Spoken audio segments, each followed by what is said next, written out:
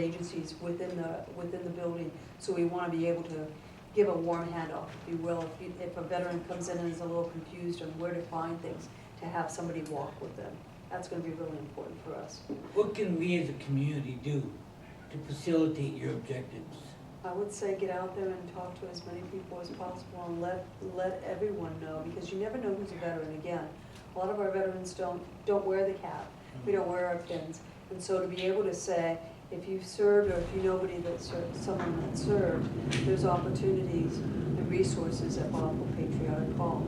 If you know somebody that served, there were resources at the different VA centers.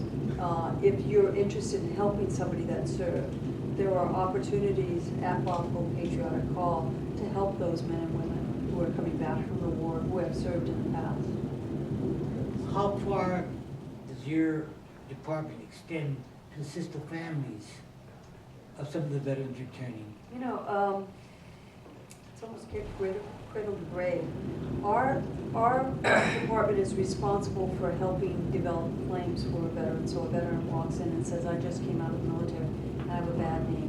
We'll sit down and we'll go through the process of looking at all the documentation. But oftentimes we'll see a veteran walk in with a family with young children. It's not unusual. I'll give you the example that I experienced. I walked in on my first day into the county office, and there was a young man and his young wife and 4 young children, and they had just come out of the military and didn't have a place to stay, didn't have a job, were running out of money, so they didn't know about how much food they would have. So we connected them. This is not part of our responsibility, but it's our moral responsibility. We connected them with community agencies to find them housing.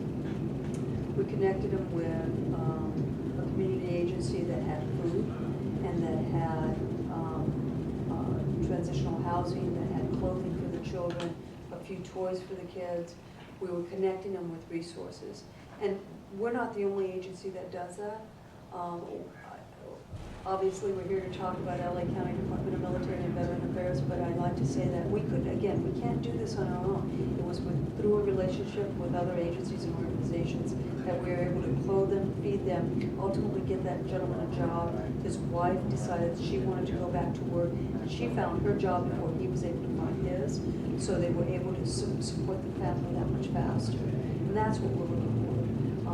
And I mentioned the grave because we also help with burials and getting information for the family members once the veteran has passed, connecting them with the veteran affairs cemetery side. We have a national cemetery in our community. We have actually 2. We have one in West Los Angeles. Our other national cemetery is in Riverside, so within reasonable distance, and we'll connect them with that. The other service that we provide is for indigent veterans. So it's not uncommon, and it's a growing need that we're finding veterans that either the family cannot provide for their funeral services or they have no living family. And so the county will provide those services. And our department is responsible for ensuring that that veteran finds his final resting place at Riverside National Cemetery. Some of the veterans returning do speak English, but their families don't. Right. How do you handle that? Well, we connect them with, again, we work with our partner agencies to be able to find an interpreter to share with that family member the resources that they're looking for. How many of you stand for bilingual? You know, I think we have probably half of our staff standing right now are bilingual, depending on the language that we're talking about. Largely Spanish, but we do have Tagalog as well. Oh, fantastic, excellent. What differences do you find in the groups of veterans returning? Second World War, Korea, Vietnam, Iraq, Afghanistan. You see distinguishing differences between each group? I'm sure our counselors could speak to this better than I, but I would say that as we grow older, our needs grow longer. We find that once a knee problem, and that's all they needed, that's the only issue that a veteran may have had, and they felt, well, I don't need to go ahead and go for my VA benefits, I'll leave that for somebody that really got hurt. And so they wait, and they don't talk to anybody, and then they find out they have a bad hip, they have a bad ankle, all these things that are connected to that one knee has now grown into something much larger, and we'll see them at that point.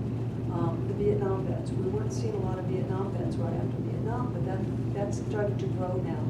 Largely because the younger community, and we're talking about differences, the younger community is willing to talk about it, and they recognize that these resources are there, and that they're being welcomed back in. Where the Vietnam community may not have felt welcome when they came back out of service, this newer generation does.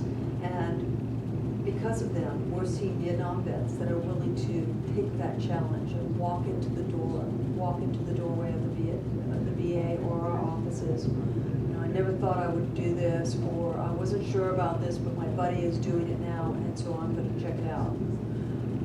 But with any of the veterans, even with the female veterans, if they don't feel welcome, we won't see them again. So that's why it's so important, and I think why our staff is so dedicated about giving the best quality of care possible with every single veteran, every single time, because we don't want to lose their trust. There's nothing worse than having a veteran come in because they're testing the waters, they're going to see whether or not you're going to provide them with what you say you're going to provide them with, and then they feel dishonored for one reason or another. So regarding the female veteran, what are treatments or what are you doing for those that have suffered battlefield sexual trauma? Now, the military sexual trauma or battlefield sexual trauma is something that we know and have been following for too many years, unfortunately. What we've recognized within our department, again, is that we didn't have anything for the female veterans. I want to take a step back. We recognize that there are a number of men that have suffered from MSD or are survivors of MSD.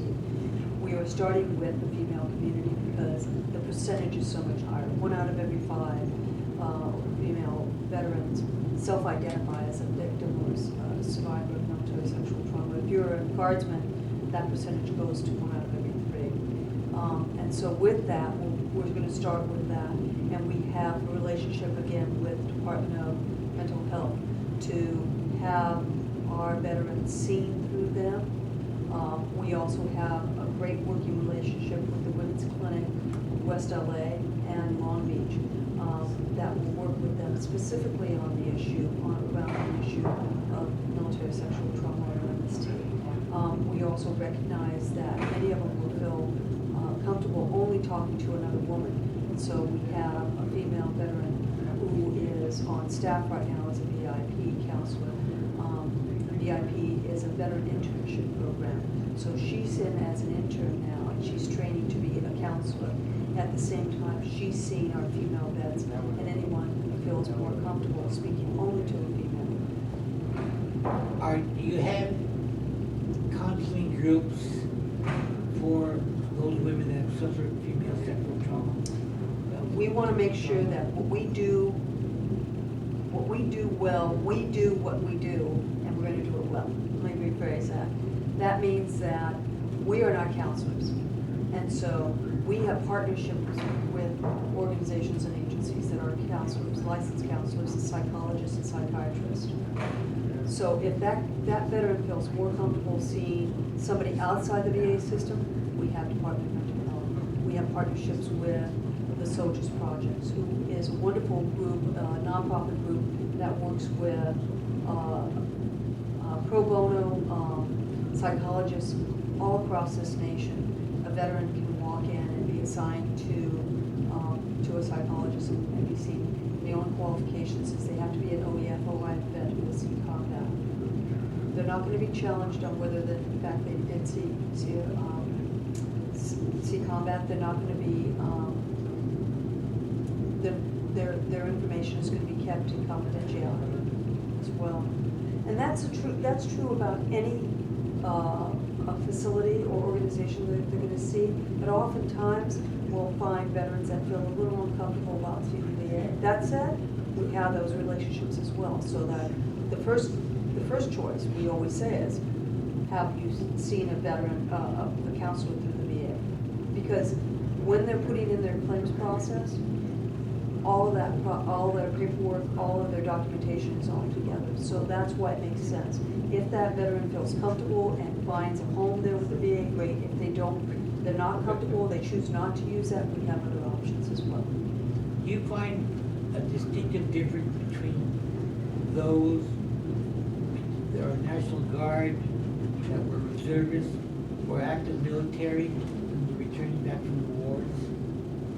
In terms of military sexual trauma, or are we talking about claims both. in general? I think in terms general and military sexual trauma. Well, in terms of military sexual trauma, we know that based off of surveys that the VA has done, that's where we have the 1 out of every 3 female veterans recognize it or identify as that. In terms of other traumas, they seem to run very similar to their counterparts with the active duty and reserve side of the other defenses. If we as organizations, the public, could do something to bring resources to you regarding manpower, what should we do? Bring resources to the Department of Military and Veteran Correct. Affairs. Again, I think the resources that we're looking for primarily are, first and foremost, we're looking for the volunteer to be able to work with veterans one-on-one and bring them through our process.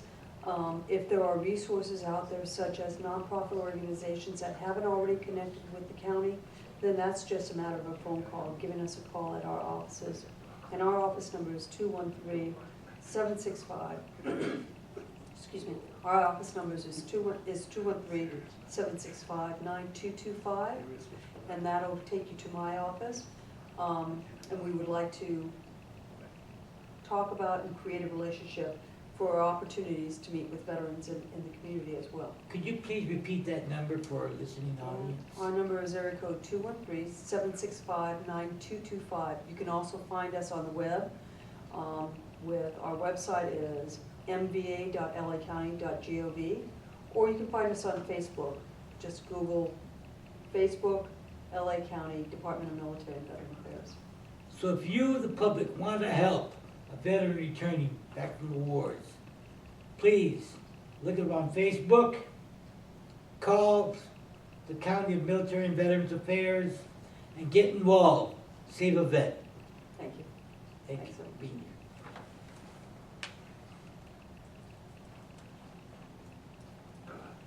Good job, excellent, very You're good. gonna edit that one part about "I don't know." Well, he puts a finger on me. He's the man, he's the man. How many numbers? I don't know. I don't know. That's a big one. I should have known I that. should have come up with a Hey, sign. trust me, Shoot it. that is small potatoes, a lot of times, it just shows the humanity of the situation. So I wouldn't worry about it. You, So, you're very good, young man. He's a natural. Yeah, you guys. He's done this once or twice, huh? Yeah, I think so, he's got a little experience. No, no. Look at that. in DC, the Hispanic show, they had me as a co-host for CBS. Oh, now we know why that show's not on anymore. Can you tell him that when that light goes on, you're on? I'm sitting there and I'm sitting and I'm sitting. I know. I'm looking and I don't want to look at the camera and I'm looking at you and you're looking around. Oh, no. And then, I know, I know. you're on. You're on, I know. That's what you're looking for. I was looking for the fingers. He was meditating there. Okay, see, that's what happens with. A little Buddhism in the I was gonna say, yeah. Did He was in a meditative I state tell right you I'm there. going to India this year? You are when? Meditation. At November, I'm gonna do India, and it's a yoga meditation retreat. Very And I good. said, I don't do yoga and I don't meditate, but it's gonna be interesting. Well, that's fantastic. How long are you gonna be there? 2 weeks. Okay, how can she show it? Where can she show it? How does she hook up with the broadcast? All she has to do is just, you have a video recorder, just brings back the disc. I mean, the thing will download it here. Oh, cool. But what about on the cable thing and your? Well, that's what I mean, internet that's what I mean, stuff? once we get the footage, we can Well, upload once it. you get the final cut footage, Yeah. the Yeah. final cut that you want, I'll put some of it on Facebook. and then, let them do the thing they do with the Make me the look wide younger, web. thinner, and don't give me any ands or uhs, because I know I'm all ands and uhs. Darlene, if I could do that, I'd put myself some more hair. Thank you very much. I've been working on that one, and I've So been on, I understood that was a no, huh? yeah, I've been on TV for 17 years, let me tell you. And that's a very frightening prospect, because when you see yourself aging across the years. I showed some of my interns and go, Mr. Stars, what happened to you? You were thin, you had hair. Oh, I go, She would thanks use a it to lot. me? you still got hair. There you go. Yeah, my eyebrows don't count. Yesterday was Tony Valdez. Oh, yeah, he received an award. Yeah, Were you there? yeah. I didn't recognize him at first, to be honest Oh, with you. yeah. It's been a few years, but, Age. Where he's living at now. well, we're connecting him to, trying to connect him, because he's doing a show on Friday about the VA home. Oh, he is?